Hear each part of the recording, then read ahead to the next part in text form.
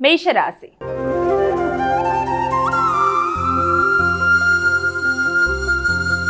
అమ్మ, ముందుగా మొదటి రాశి అయినటువంటి మేషరాశి వారికి ఈరోజు ఎలా ఉంది? ముఖ్యమైన అంశాలలో ఆకస్మికమైన లాభదాయకంగా ఉండడం, మానసిక ప్రశాంతత పెంపొందించుకుంటూ ఆ దిశగా ప్రయత్నాలు చేసుకుంటూ ముందుకు పెడతారు.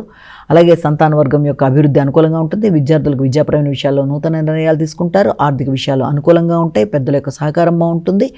అలాగే భాగస్వామ్య వ్యవహారాలు కూడా చాలా వరకు అనుకూలంగా ఉంటాయి. వ్యాపార వ్యవహారాలు కూడా చాలా వరకు అనుకూలంగా ఉంటాయి. వృషభ రాశి.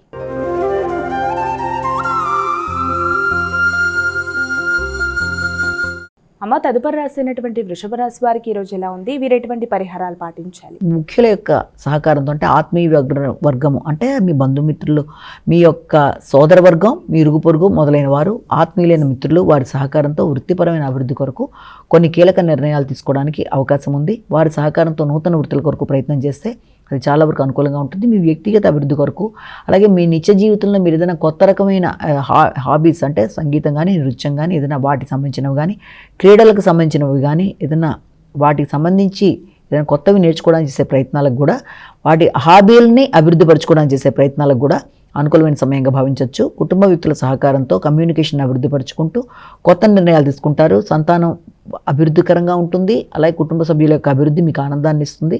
ఆర్థిక విషయాలు అనుకూలంగా ఉంటాయి. అలాగే విద్యార్థులకు విద్యా సంబంధమైన విషయాలు అనుకూలంగా ఉంటాయి. మిథున రాశి.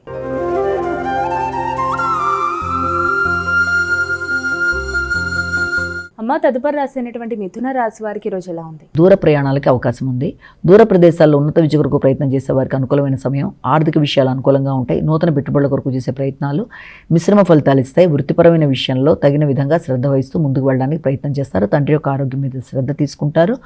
దూర ప్రదేశాల్లో ఉండే వ్యక్తుల యొక్క సహకారంతో కొత్త నిర్ణయాలు తీసుకుంటారు. అవి చాలా వరకు మీకు అనుకూలమైన ఫలితాలు ఇచ్చే అవకాశం కనబడుతుంది.